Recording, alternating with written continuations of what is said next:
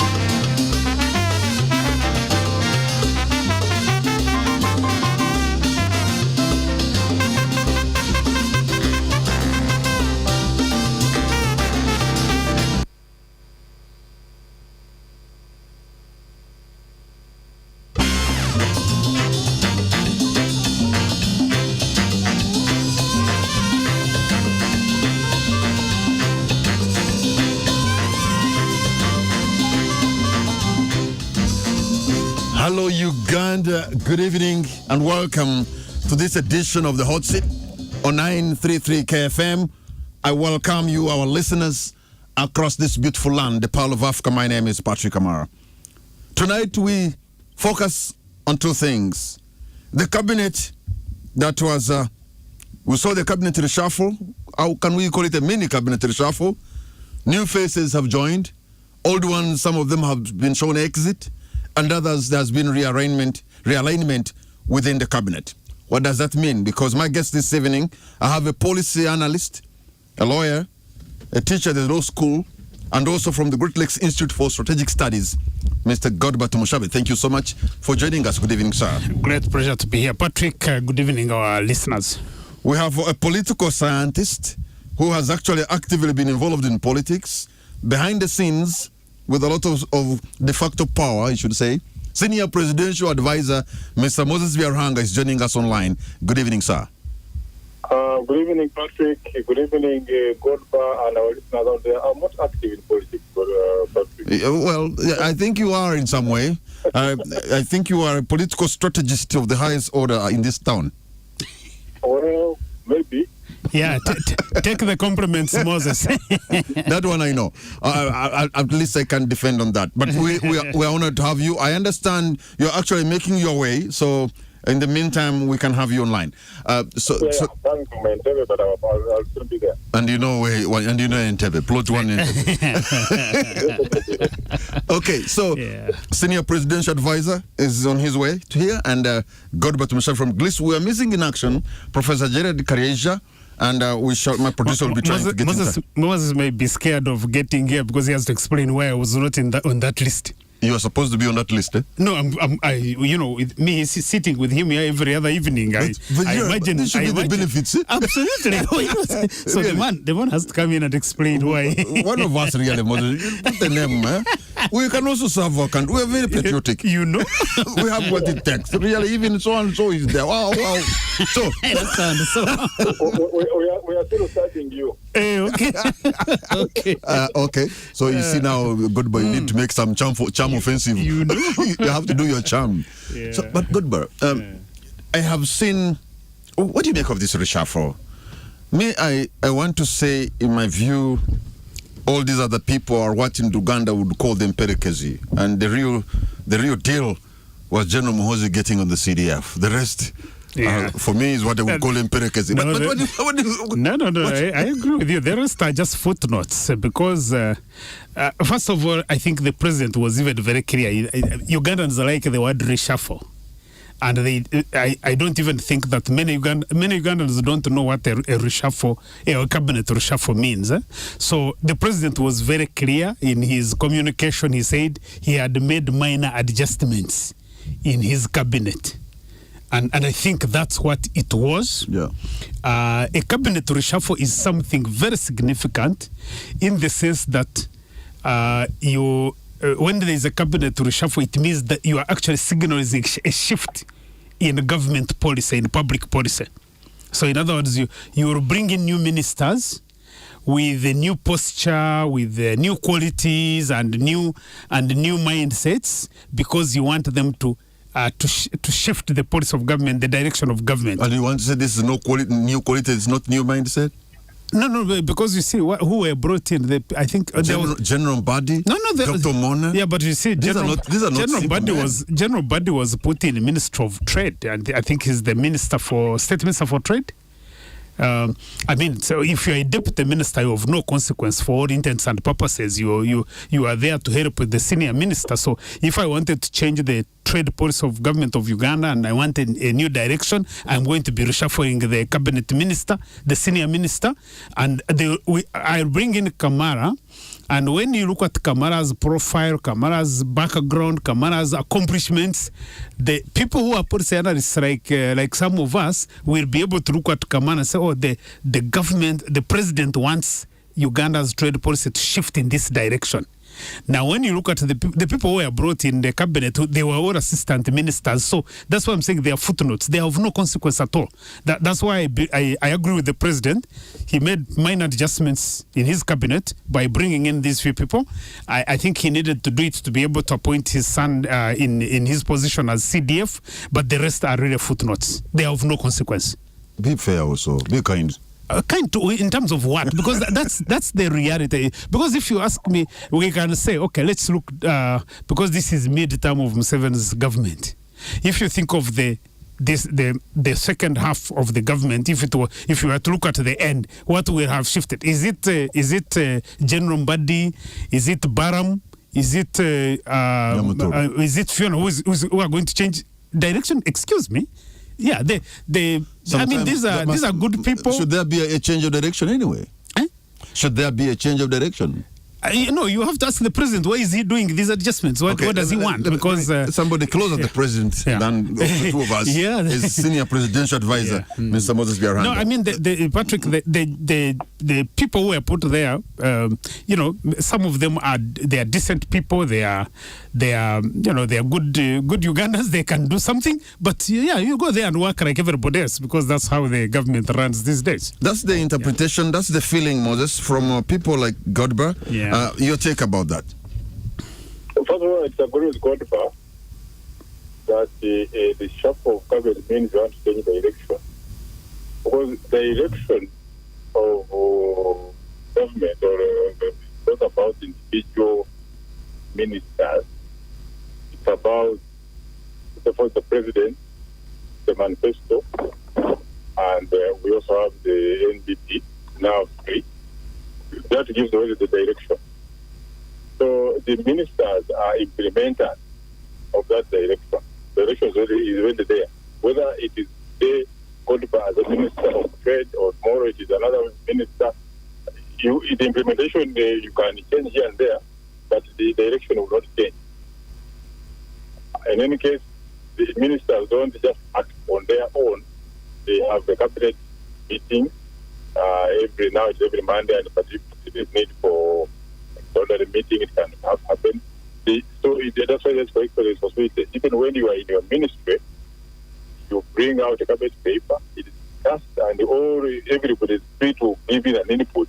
So what comes out is a consensus, and for you implementing a consensus. So it's not about your individuality. The individual, yes, you can be pushing here and there, but it's not about you. It's about all of us. Meaning collective responsibility in the government. So these ministers of state have a role to play. Because if, for instance, like Dr. Mona, if you're Minister for Northern Uganda, you're basically the Minister for Northern Uganda. It's not precisely the Minister of State. So you are there coordinating activities of government in Northern Uganda, for example, here and there. If you are like General Badi now, Minister of State for Trade, you cannot say that one is inconsequential. In any case, even when the paper is coming from the ministry is coming to the cabinet, the ministers now is paid as three. The full minister, then the Lombardi and the Honorable Bahati. They will sit to the top, what they call top executive, agree on the paper. So it's not about the individual senior minister who leads everything. It is collective responsibility within that ministry, and the one who is representing it, if it is the minister in cabinet, he will be representing not only his or her view, but the views of the entire ministry and all the ministers involved. So it's not about that somebody, when you're Mr. State, you're inconsequential. You have a role to play. You have the electorate, maybe a commissioner under you will report to you directly. So you cannot say this is inconsequential. Okay, good, but I'm inclined to actually take Moses' view because there's a government that is elected on a certain manifesto. It has a mandate to lead, and they are given that mandate because of a certain manifesto. You see that, and that already is the direction. No, look. You see, what Moses may be explaining what is obtaining in his government, which is okay. I am only saying, even when you have a manifesto, the different ministers will have different energy, they have different profiles, they have different demeanors in terms of how they move the different sectors. You'll have the government that we have now. Even if someone can say this ministry is doing better than the other one, than this one. So when you tell me that there is the appointment is the appointment of these ministers should not be rated how they perform, you would ask yourself, the people who were repressed from trade, from Karamoja, from gender, does that mean that we are not performing? Why were they repressed? Okay, Moses. Did you hear that, Moses? I heard it. Okay. You see, the replacements, the president, when I was appointing cabinet, is addressing political issues. So when he's appointing cabinet, it doesn't mean that the one who has been removed is not an implementer. It is maybe the political question of the time is different, and that's why you address it. Doesn't mean that the one who has been removed is a non-performer. No, that would be wrong. So the people who are removed, the two of them from Masabaland, the Honorable Kitutu and the Honorable Nandutu, their names also came up during the Mabate scandal. That one is very clear. That would be the reason. But for the others, that was the reason. Was that the reason? Well, was saying it's very clear. I wouldn't be surprised. But because the president had promised that some time back, and later he wrote, if you recall. We don't recall. So yes, but one would wonder also, actually, because there's some other names. The other interesting one, Patrick, is that for trade, General Mbadi, who is from Kasese, also replaced someone from Kasese. That I found really quite intriguing. Yeah. So why would that be intriguing? Yeah, I mean, so I'm wondering, why was the other one replaced? Is it because he was an underperformer, or General Mbadi needed to be placed somewhere, and then so we had to take this one out and then bring General Mbadi? Do you really think in this case the president is answering that question of allegations of corruption? You know, the Mamate scandal, these two women ministers, all of them from Masabaland, to be shown the exit? I really don't think so. I think those are, as I said, those are really peripheral appointments. If you are dealing with the corruption in the Prime Minister's office, they are big people to shift. There is the Prime Minister, who was supposed to be the supervisor, who is the head of government. There is, I think we had some ministers from Ministry of Finance. Those are the people that probably would have been removed. If the president wanted to take political action, because as I've argued here time and again, when there are corruption scandals that we saw with the Mabati and with the money that was being pillaged from Parliament here, normally the first action of a president is a political action.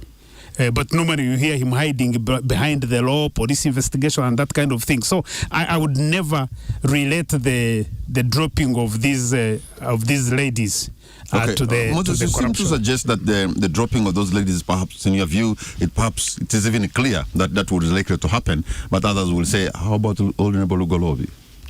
Well, the president had said in the letter, remember, that he would take political action. And in my reading is that was the political action he promised to take on those people. You see, the other ones, I think for them they were the recipients and the givers. Others, there was the recipients and the givers in the case of the Mabati. And other people failed it. So we said, first we go to Mabati, we have been getting Mabati before from Prime Minister's office. So not the first time. You remember the testimony they gave. And anybody should be able to believe them. But we didn't know where they were coming from, but if they were coming from government, we use them for government activities. Okay. Moses Biarahanga, who has eventually joined us here in the studio, and Godbert Mushabe from GLIS. Gentlemen, we're going to take a mega milk break, and the hot seat will be right back. The hottest debate on all relevant topics, live on KFM's Hot Seat tonight. 933 KFM's Hot Seat. Hot Seat. Hear the real story behind the story. Coming right at you. Only on 933 KFM. Welcome back to 933 KFM. And this is the Hot Seat. My name is Patrick Kamara. My guests tonight are Godbert Mushabe from the Great Lakes Institute for Strategic Studies and Moses Biarahanga, Senior Presidential Advisor. He's been trotting the globe, and we're happy to have you back, Moses. The last time we checked, you were all over the world. And thank you, Patrick. I like the way you don't come back with some Yankee accent. Sometimes people go there for it. Just Godbert. Godbert will come from America speaking American English. Yeah, but I'm still church school. I mean, I spent 4 years in California. I came back with my church school English. Good. So, what do you read in the names of the Honorable Fiona Nyamutoro, now Honorable Balaam Barugahare, these and Lilian Aber? These were really strong supporters of the Patriotic League Uganda. They have always been heading all the activities of PLU. And it seems to be the president as if he was rewarding them for PLU. How come?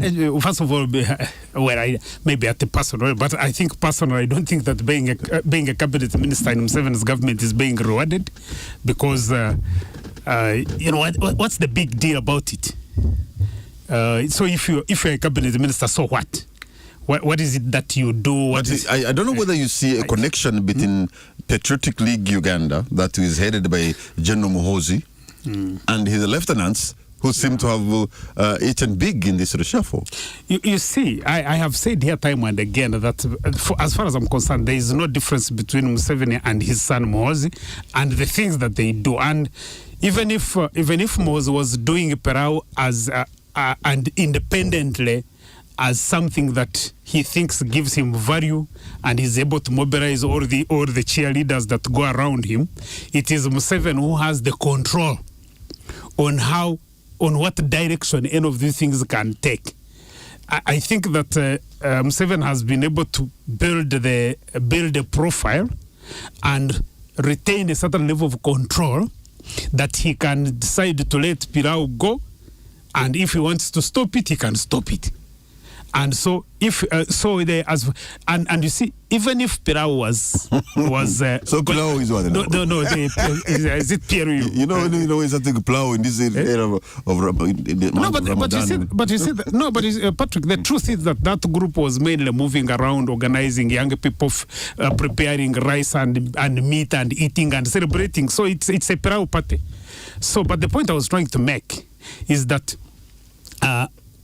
if the group was continuing to work, and you are President Museveni and you know the way he does his politics, it serves a very, very clear purpose for him. First of all, it is trying, Muhoozi and his people are saying we are mobilizing the youth. Part of his problem right now has been how to mobilize youth. That's why he has this whole narrative about Bazukuru and the investments that he makes. So if the Pirau group is moving and they are mobilizing youth, that's a plus for him.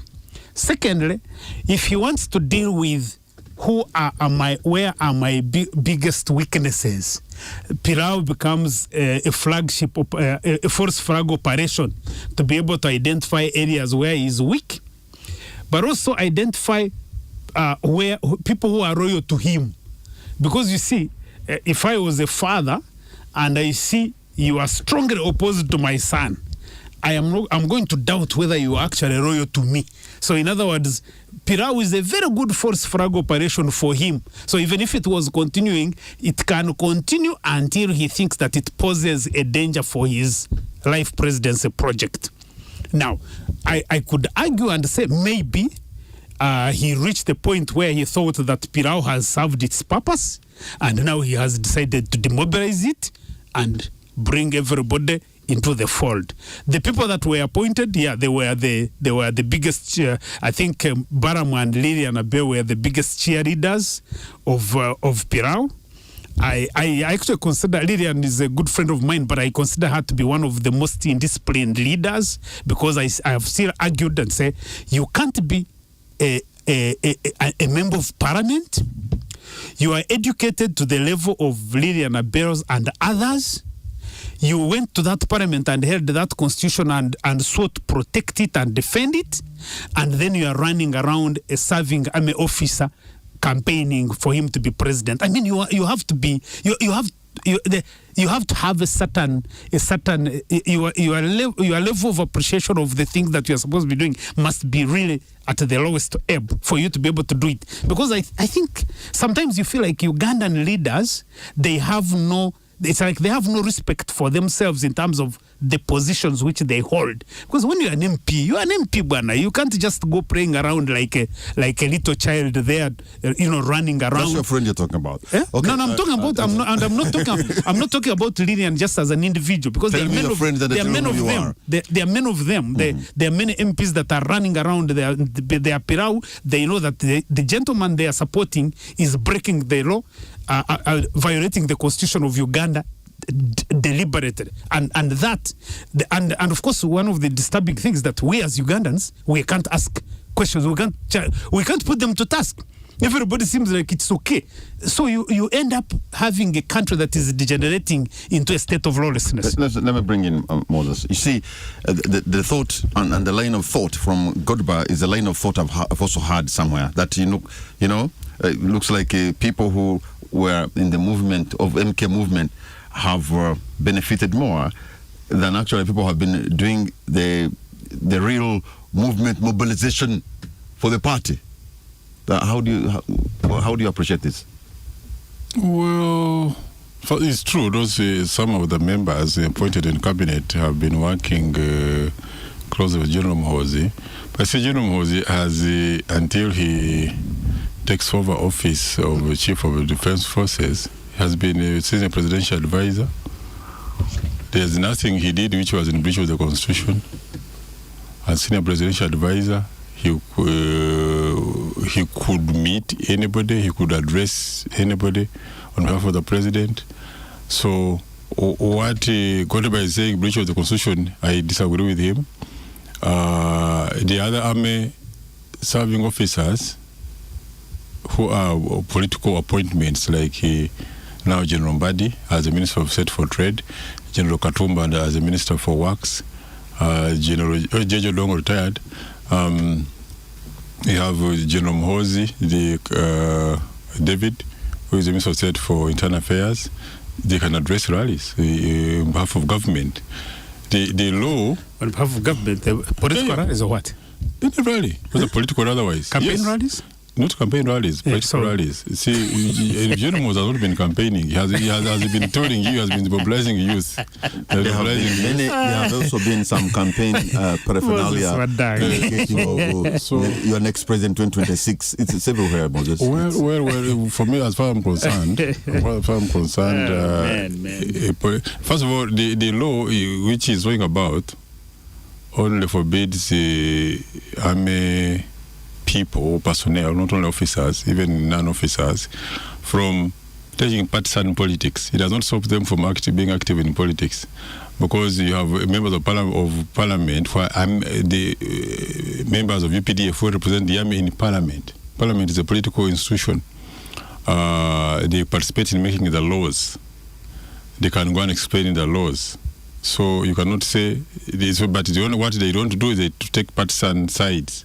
I think the biggest issue here is to aspire for the number one job in the land.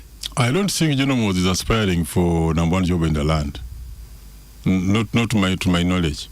Maybe you have a different view. No, you have limited knowledge. Well, it is limited, but let's wait for 2026. Let's pray to God we will be here, and we'll see how the ballots will look like. Because there have been a lot of some kind of campaign paraphernalia, leaflets and literature. People say so many things about themselves, about others. You think if the way people have said the same, if they said it for example General Mbadi, he would survive in that office? For me, to the best if it was any other military office? To the best of my knowledge, General Moses is now a CDF. He's going to do his work as CDF. As far as the politics of 2026 are concerned, we shall have presidential candidates. I don't see General Moses as one of them. Okay, but the issue of them, the Honorable Barugahari, the Honorable Nyamutoro, and Honorable Aber, joining, is that like rewarding the people who have been in the MK movement? Sure, yeah, it is, because as I said, they have been mobilized. They will continue, I'm sure. That's why, to the best of my own analysis, is that's why Balaam is the Minister of Youth Affairs. It is to continue with the mobilization of the youth. The others are serving in different capacities, but as I said, you see, at the end of the day, cabinet implements collective decisions, which are reached at in cabinet. And unlike in the past, where ministers of state will not sit in cabinet, in the past government, here all ministers sit in cabinet, and everybody is entitled to make a contribution as long as you have it. You cannot say because your minister has contributed on this matter, you cannot contribute. Supposing there's a matter on health, and a minister of energy makes a contribution, that doesn't stop a minister of state for energy also to make a contribution on the matter which is to do with health. So it is collective responsibility. So at the end of the day, what comes out of cabinet is something agreed upon through consensus by everybody. So when they are there, they make a contribution to the running of the government. So it's not only about your department or your ministry. When you are in cabinet, you are talking about the entire government, because different ministries present different papers on their ministries. But you, as a person sitting in cabinet, you are entitled to make a contribution. And at the end of the day, if your contribution is bought by the majority, then it is taken and as part of the outcome of the cabinet. So then that's why even we go to Parliament and they take collective responsibility. At the individual ministry level, yes, you are in charge of your sector or section, but at the end of the day, you are running a government together with everybody else in the cabinet. Moses Biarhang and Godiba Tumushabe, gentlemen, we're going to take a break and Mega Milk break, and the hot seat will be right back. KFM's Hot Seat. It's hot, it's live, provocative, and digs deep into the issues. 933 KFM. The hottest debate on all relevant topics, live on KFM's Hot Seat tonight. KFM's Hot Seat covers all the relevant topics every weekday, 7 to 8 p.m. Back, gentlemen, we're back on air. Welcome back to 933 KFM, and this is the Hot Seat. My name is Patrick Amara. My guest tonight, Senior Presidential Advisor Moses Biarhang, and we have Godiba Tumushabe from the Great Lakes Institute for Strategic Studies. You've listened to Godiba before we took a break. I could imagine you had something you wanted to respond to. Moses. You listened to Moses, you Godiba, and I could think you had. I thought you had an issue you wanted to raise, and at the end of the day, you seem to suggest that it doesn't make any change. It doesn't add any value. My point that, and Moses is actually, even the way he explains, it's almost is almost making my point in a different way. That in the Museveni's cabinet, his government right now, it's an omnibus. So in other words, if you are there, you are basically from a policy perspective where I come from, I should look at your cabinet, who are your ministers. If I want to know the policy direction of government, and the policy direction, by the way, is not just what is written in the manifesto. What is written in the manifesto are the foundations, but how these are implemented in terms of timelines, in terms of nuances.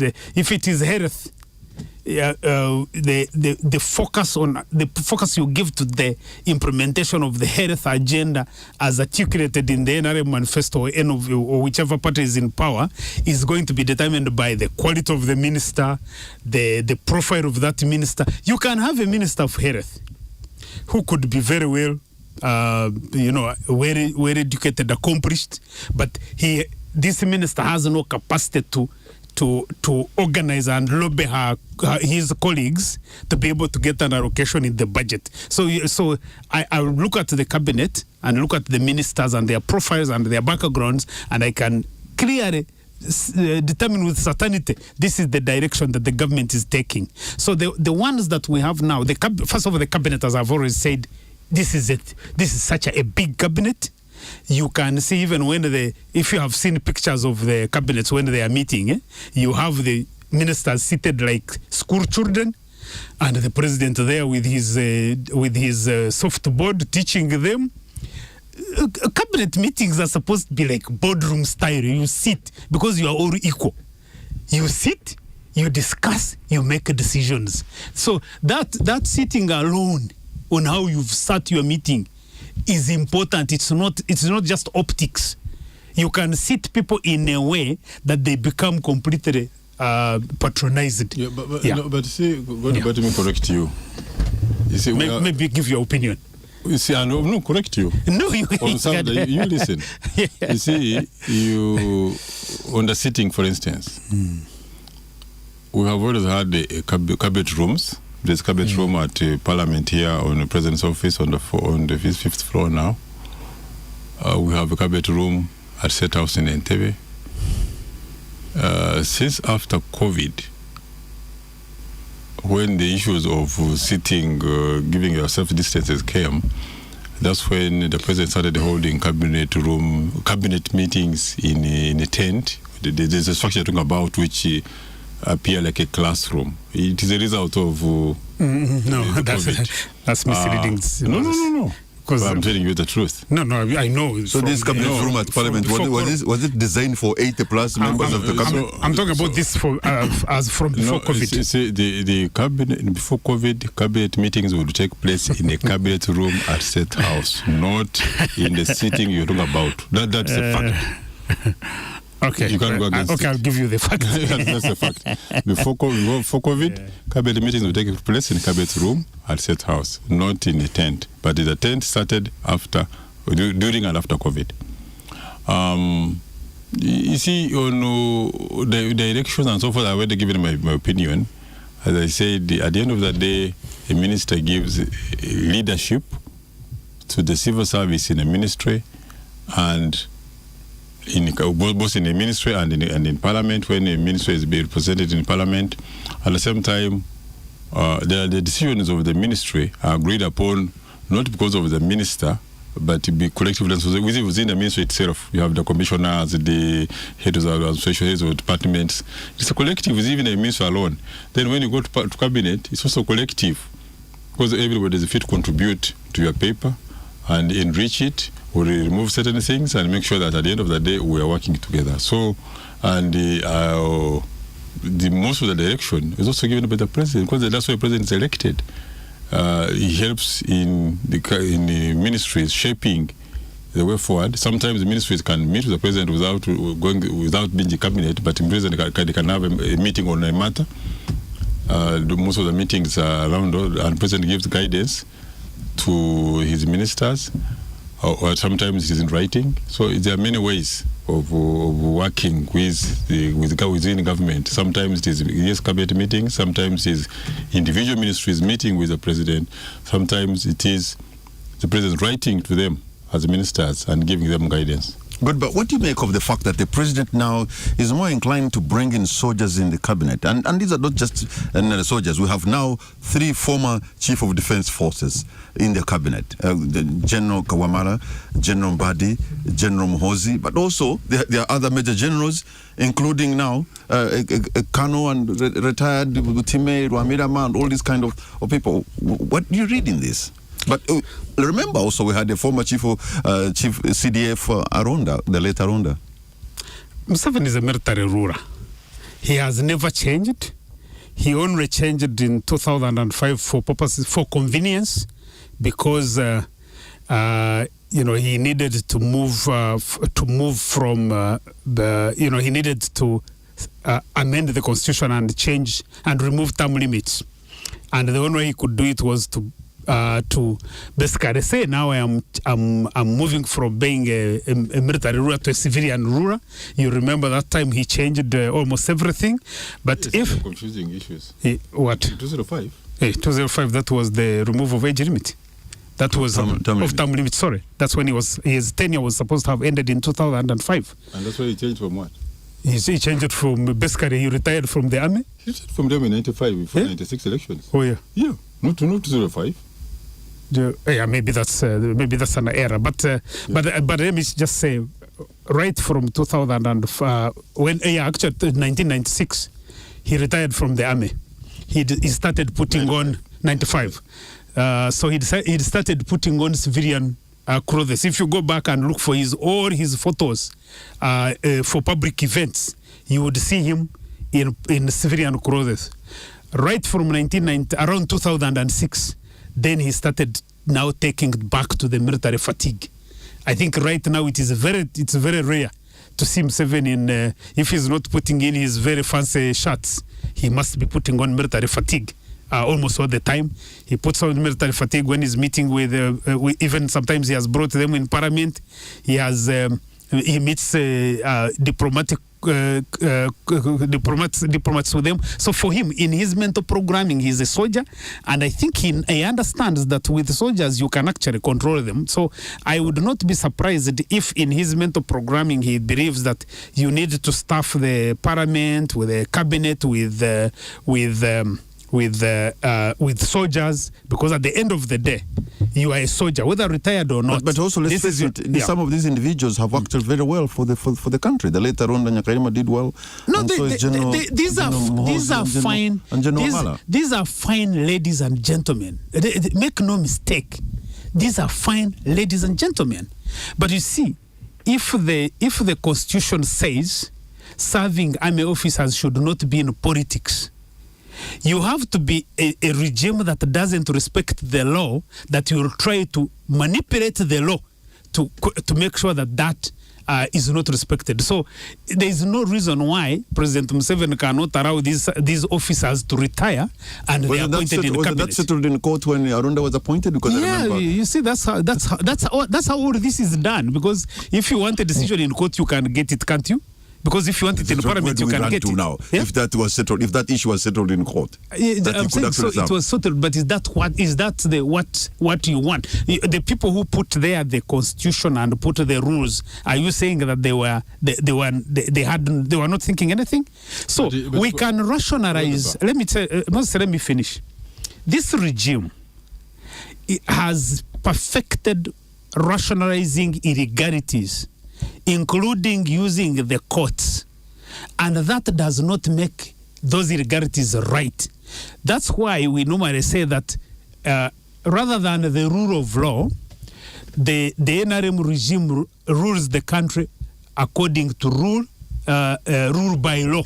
So in other words, if the law stops you from doing something, just change it, because because this is what you want to do. So the rationalization, I can hear you, people like Moses will try to explain to you why it is legal, why it is okay, but that does not change the fact that there are reasons why those rules were put in place.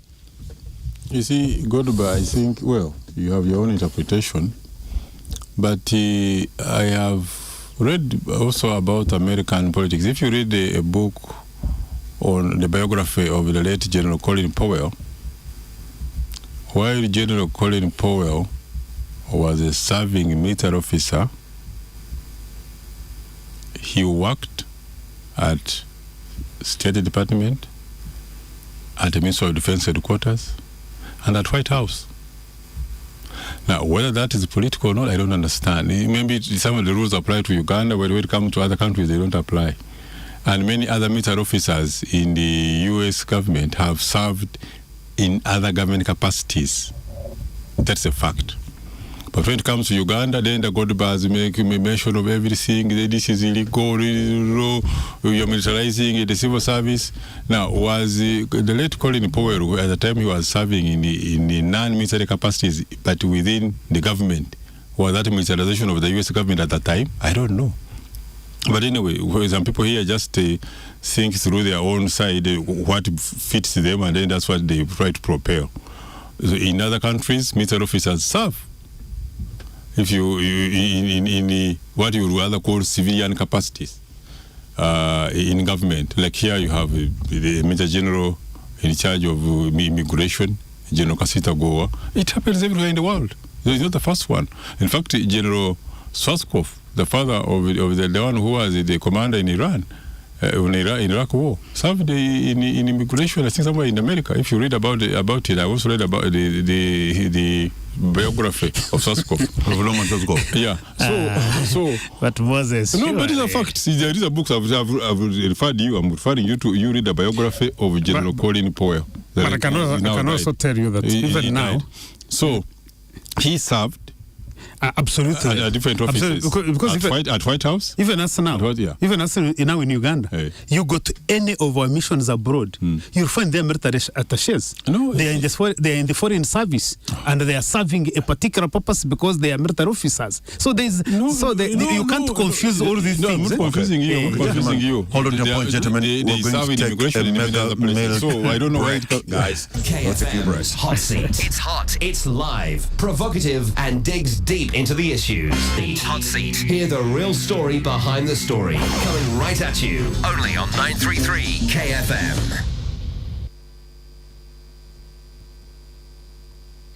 Welcome back to 933 KFM, and this is the Hot Seat. You know, gentlemen, in the last 10 minutes that we have, let us look on the other side of the aisle and not NRM. Really, there seems to be people who are calling themselves the forces of change are almost in disarray. You see, the change of the leader of opposition has left now Uganda's biggest opposition party, NUP, in fractured, if you may. If you listen to what the Honorable Mpuga said in the letter after he was dropped from the leader of opposition, that he had suffered such intrigue that people of his own members were paying bloggers to abuse him, that he cannot stand, that everybody knows the kind of harassment he has suffered. He actually even talks about of family interests running into the politics. Those are his words, and that is his letter. You know, Godba, I seem to see as if they have not even understood the political opponent they have. Instead of focusing their effort on a government that they want to remove, they are busy focusing on removing themselves. What is this? Yeah, I still believe that the discussions on our political discourse is completely distorted by the failure to understand that we are in a military dictatorship. The real government in this country is the military, and I think if there's anybody who understands that, it is President Museveni, because he knows. He runs the military government. The army and the intelligence are the ones who are running the real operations of government. All these politicians, really, I don't think that Museveni is bothered about them. I think he engages with them, makes sure they get some money so they don't disturb him.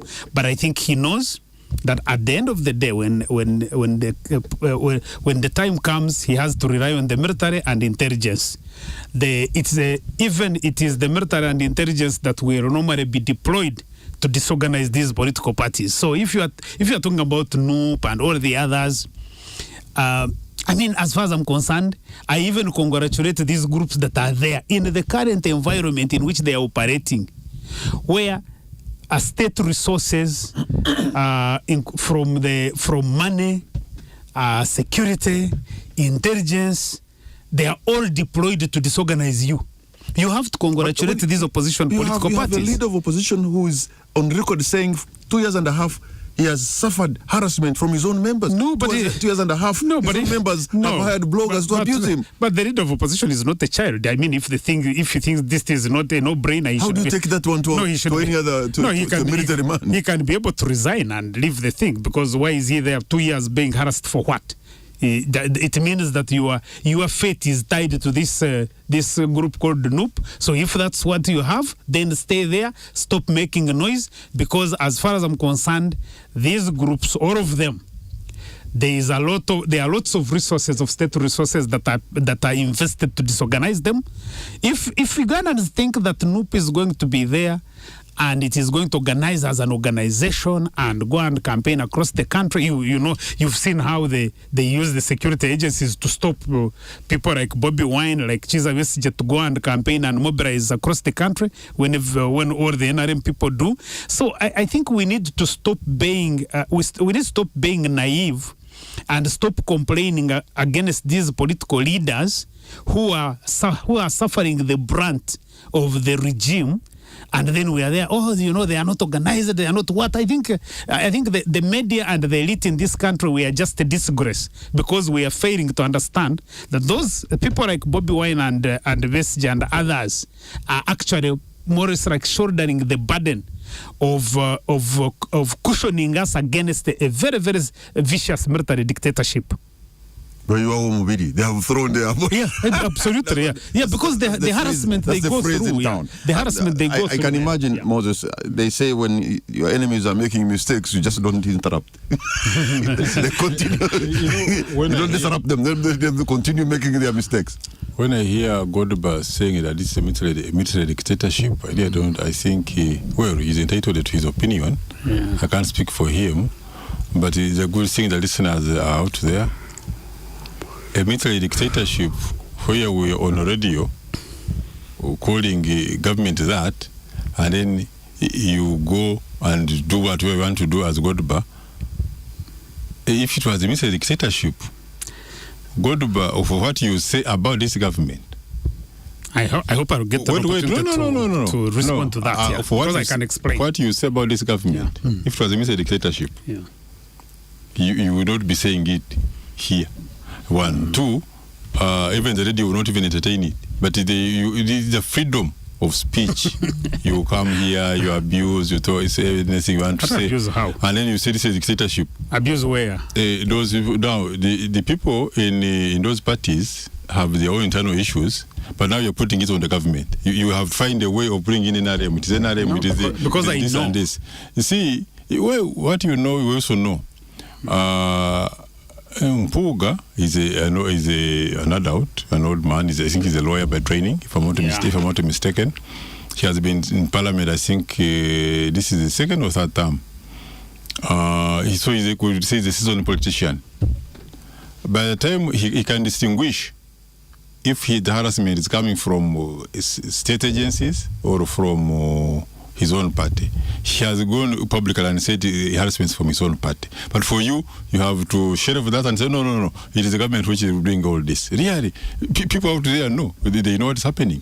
Even Puka is himself listening to you to say, but who is this good man? I think the issue has been within NUP, if I look at it, I think the issue has been sharing of power. Mpuga was the leader of opposition. That is the highest office of a party leader in government structure in parliament. He was removed, and he has been since then. The relations between him and the other members of NUP have not been good, and the others have come out to criticize him. Others with him. So when you come and now put this on the government, really, FDC has been having FDC Katonga, FDC Inajana Nkumbi. Now you don't know whether the Katonga they are saying they are going to make consultations, if I read it correctly, whether to form another party or not. And now you say that is the military dictatorship doing that.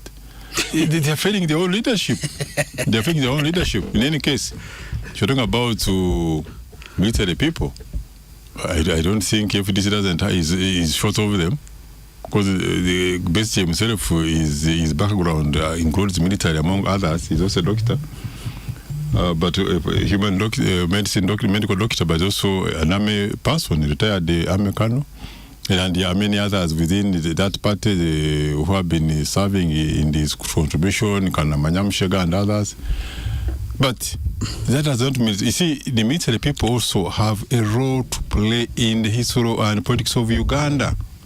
There's nothing wrong with it. There's nothing wrong with it. They are part of Ugandan society. You hear making criticism that, President Museveni, you see, our history is in such a way that the military played a very big role in liberating this country. Even after the takeover in 1986, the continued insurgency in the country, they played a very big role. But when it comes to politics, you get out of it. It's not for you. But that's why they're in parliament. It was deliberate. That's why we were in the CA. Message was in the CA, if you remember. Now, are you going to say, this constitution of Uganda, some people who made it were soldiers like Besigye, like General Sejusa were in parliament, but now they're opposing the government. But they could make a contribution in the CA as military officers, but now everything military is bad. Okay. According to God. No, that is according to Moses. You're cutting short, and then I come back to Moses. That's according to Moses. You're cutting short. Because Moses is laying facts of his own and saying good by saying this is bad. Mm-hmm. Because I know very well that the military has made a contribution in this country. I know that we have made every effort to organize how we run as a country, but I also know what elements within the military do to be able to disrupt political activities in the country.